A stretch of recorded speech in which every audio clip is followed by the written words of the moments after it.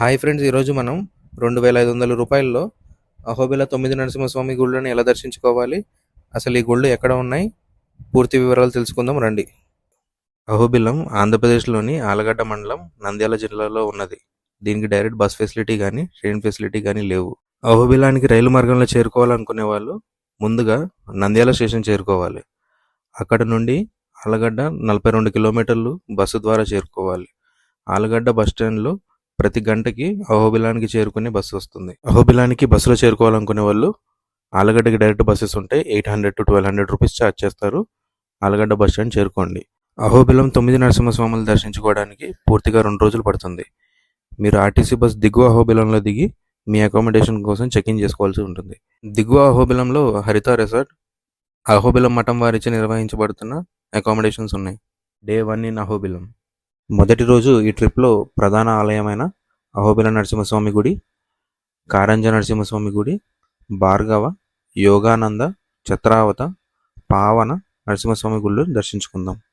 ముందుగా మీరు fresh up అయి ఆర్టీసీ బస్ పాయింట్ చేరుకుంటారు. అక్కడ మీకు ఎగువ అహోబిలానికి వెళ్ళడానికి ఆటోలు దొరుకుతాయి. 30 రూపాయలు ఛార్జ్ చేస్తారు. ఎగువ అహోబిలానికి చేరుకున్న తర్వాత ప్రధానంగా మనకి ఇక్కడ ఆలయ కోనేరు కనిపిస్తుంది. వీళ్ళు ఇక్కడ అంత నీట్గా మెయింటైన్ చేస్తున్నట్టు లేరు. అయినా జ్వాలా నరసింహస్వామి గుడికి వెళ్ళడానికి ఇక్కడ డోలీలు అందుబాటులో ఉన్నాయి. 2,000 to 3,000 ఛార్జ్ చేస్తున్నట్టు ఇక్కడ చెప్తున్నారు.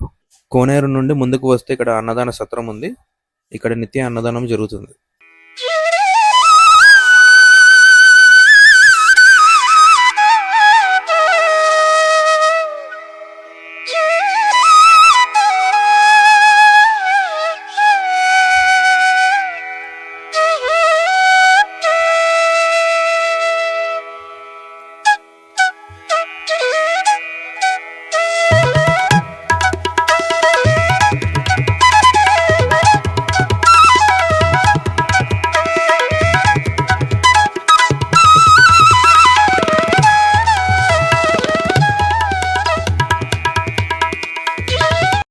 చుట్టూ నల్లమల్ల అడవుల్లో ఈ లొకేషన్ అద్భుతంగా ఉంది.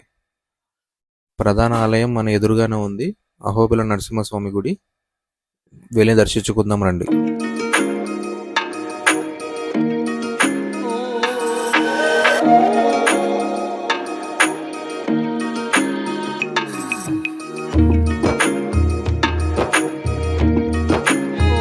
ఇక్కడ కొబ్బరికాయలు 30 రూపాయలకి అమ్ముతున్నారు.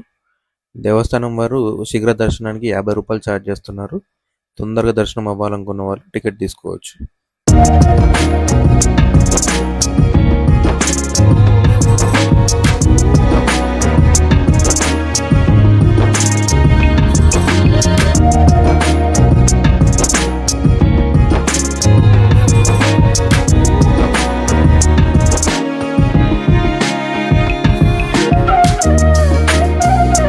గర్భాలయంలోకి కెమెరా అలౌ లేదు. స్వామివారు రాతి గుహలో లక్ష్మీ ప్రహ్లాద సమేతుడే మనకి దర్శనమిస్తాడు. రాజగోపురం నుంచి బయటకు వచ్చాక ఇక్కడ కుడివైపు మార్క్ చేసిన ప్లేస్లో జ్వాలా నరసింహస్వామి గుడికి వెళ్ళడానికి కర్రలు అందుబాటులో ఉంటాయి.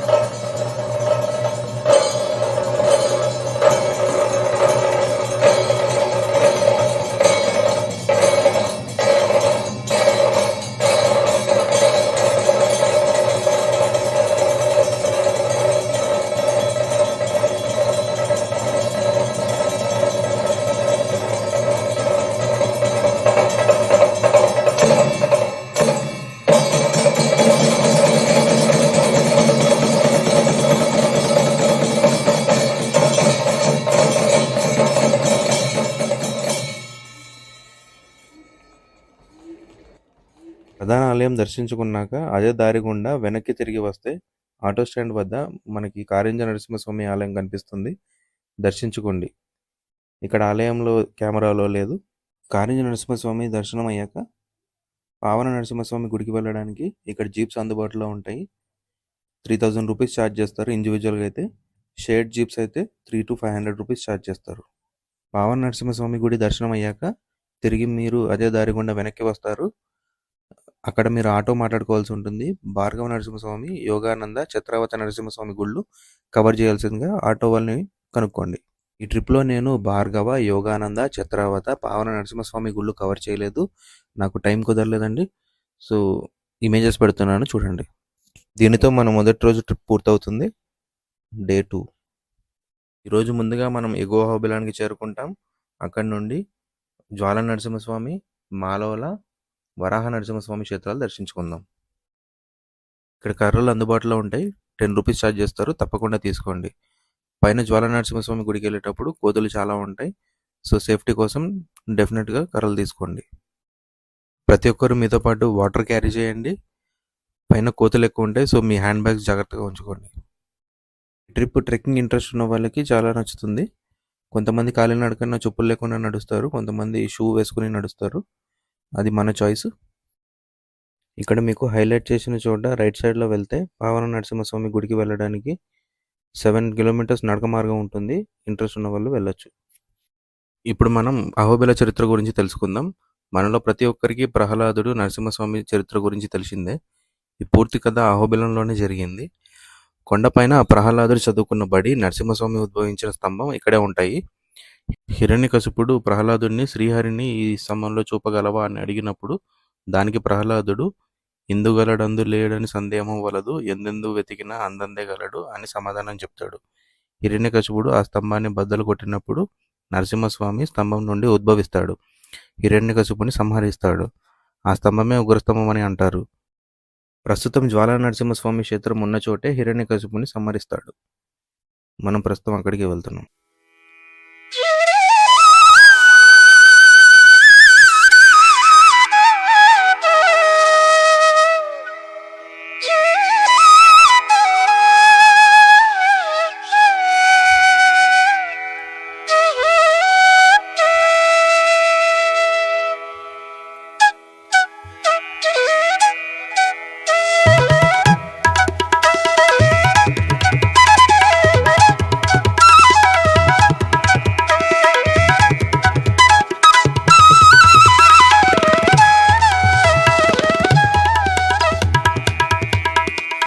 ఈ పక్కన ఉన్నది ఒకప్పటి వేద పాఠశాల.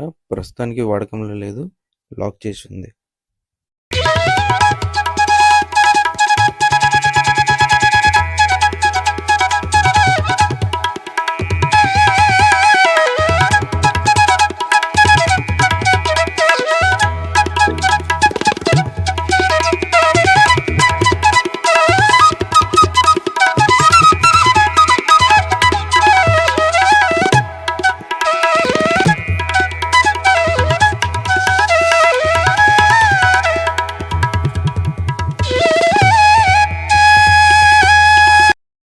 అలాగే నేరుగా ముందుకు వెళ్తే మనకి వరాహ నరసింహస్వామి గుడి కనిపిస్తుంది. నేను దర్శనానికి వెళ్తున్నాను. కెమెరా లోపల ఎలో లేదు. ఇక్కడ వరాహస్వామి గుడి నుంచి మనం కుడివైపు వెళ్తే జ్వాల నరసింహస్వామి గుడి, ఎడం వైపు వెళ్తే మాలోల నరసింహస్వామి గుడి వస్తాయి. మనం స్ట్రైట్గా జ్వాల నరసింహస్వామి గుడికి వెళ్తాం. అక్కడ నుండి మాలోల నరసింహస్వామికి వేరే దారి ఉంటుంది. ఆ దారి గుండా వెళ్ళొచ్చు. ఇక్కడి నుంచి మన ప్రయాణం కొండల్లో, గుట్టల్లో నడుచుకుంటూ వెళ్లాల్సి ఉంటుంది. మధ్య మధ్యలో భవనాశిని నది చిన్న చిన్న పాయలుగా కనిపిస్తుంది. ఈ నీళ్లు చాలా చల్లగా ఉన్నాయి. కొండ ప్రాంతం నుంచి వస్తుంది కదా, చాలా చల్లగా ఉన్నాయి.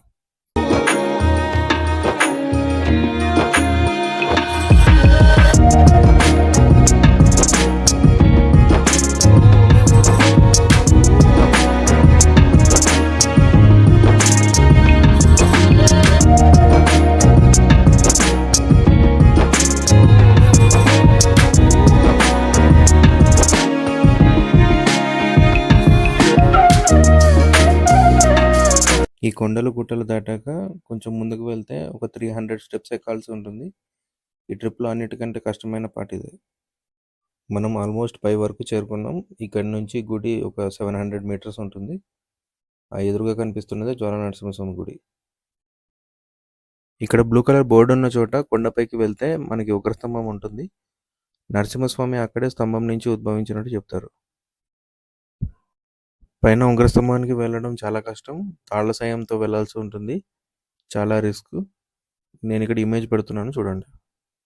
పైన కొండ మీద నుండి జలపాతంలా వాటర్ వస్తున్నాయి. ఈ నీళ్లు చాలా ఫ్రెష్గా ఉన్నాయి, తప్పకుండా తాగండి. వర్షాకాలం ఇక్కడ వాటర్ ఫ్లో చాలా ఎక్కువ ఉంటుంది. ప్రస్తుతానికైతే చాలా తక్కువ ఉంది. సో వర్షాకాలం మీరు చాలా జాగ్రత్తగా ఉండాలి.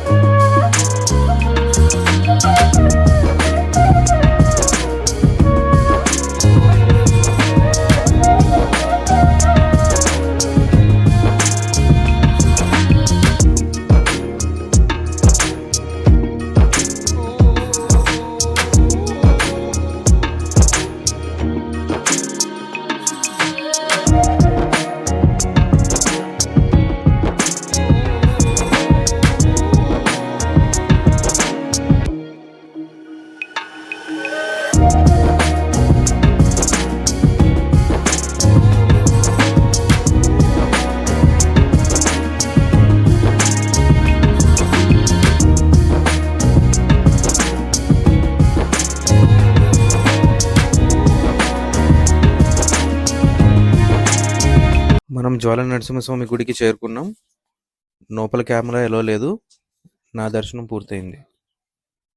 జ్వాల నరసింహస్వామిని దర్శించుకోవడానికి ప్రధానంగా మీరు గుర్తుపెట్టుకోవాల్సింది సాయంత్రం 4 లోపు మీ దర్శనాన్ని పూర్తి చేసుకోవాలి. అడవి ప్రాంతం కావడంతో క్రూరమృగాలు ఉంటాయి కావున మీ దర్శనం ఎంత తొందరగా వీలైతే అంత తొందరగా చేసుకోవడం మంచిది. పొద్దున్న మీరు స్టార్ట్ అయితే సాయంత్రంలోపు మీరు తిరిగి వెళ్తారు కావున ఈ ట్రిప్ 4-5 గంటలు ఖచ్చితంగా పడుతుందండి. సో దాన్ని బట్టి మీ ట్రిప్ని ప్లాన్ చేసుకోండి. ఇక్కడ పక్కనే మనకు రక్తగుండం ఉంటుంది. స్వామివారు హిరణ్యకశిపుని సంహరించాక తన చేతుల్ని ఇక్కడే శుభ్రం చేసుకున్నట్టు చెప్తారు. ఇక్కడ నీళ్లు ఎర్రగా ఉంటాయి. నేను వెళ్ళిన సమయంలో తాళం వేసి ఉంది. మీరు తప్పకుండా దర్శించుకోండి. జ్వాల నరసింహస్వామిని దర్శించుకున్నాక తిరిగి అదే దారి గుండా వెనక్కి వస్తే మీకు మాలవ నరసింహస్వామి గుడికి వెళ్ళడానికి దారి కనిపిస్తుంది. పదండి వెళ్దాం. ఒకసారి కొండ మీద నుండి నల్లమల్ల ఫారెస్ట్ వ్యూస్ చూడండి, అద్భుతంగా ఉంది. లైఫ్లో ఒక్కసారైనా వేయవలసిన ట్రిప్ ఇది, తప్పకుండా వెళ్ళండి.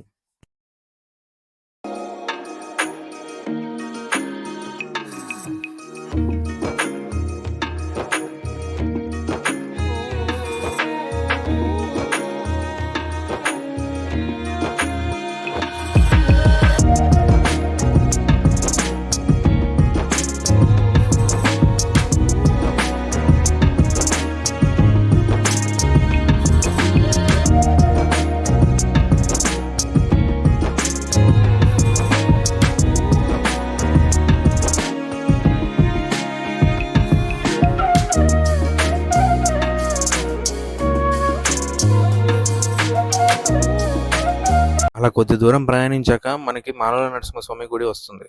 స్వామివారిని దర్శనం చేసుకున్నాక ఎడం వైపు మనకి ప్రహ్లాద బడికి వెళ్ళే మార్గం ఉంటుంది. 250 మీటర్స్ ఉంటుంది. ఇంట్రెస్ట్ ఉన్నవారు వెళ్ళండి. నాకు టైం కుదరకపోవడం వల్ల వెళ్ళలేదు.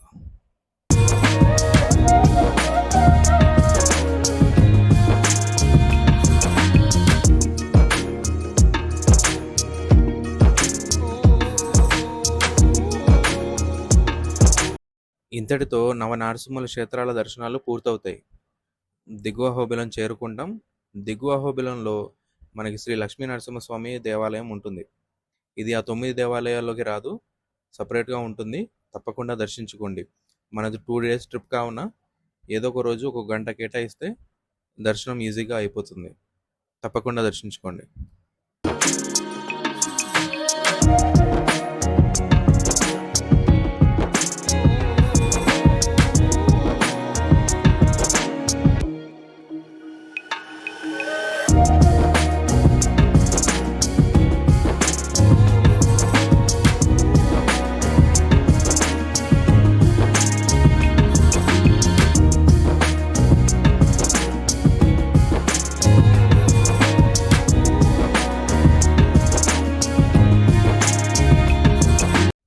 ఇది ఆలయ కోనేరు. పైన ఎగువ అహోబిలంలో కంటే ఇక్కడ నీట్గా మెయింటైన్ చేస్తున్నట్టున్నారు. ఇక్కడ లాక్ చేసి ఉంది, లోపలికి వెళ్ళడానికి లేదు. మనం దర్శనానికి వెళ్దాం రండి.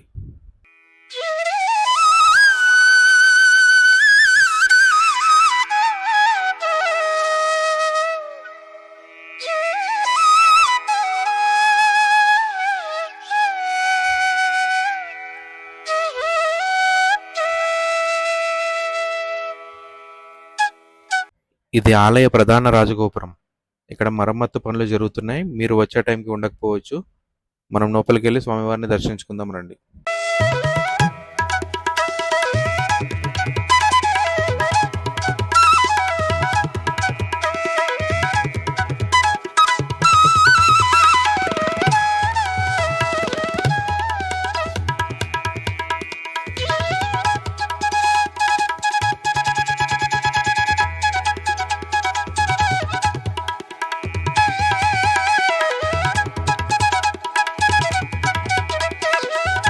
లోపలికి కెమెరాలో లేదు. నా దర్శనం పూర్తయింది.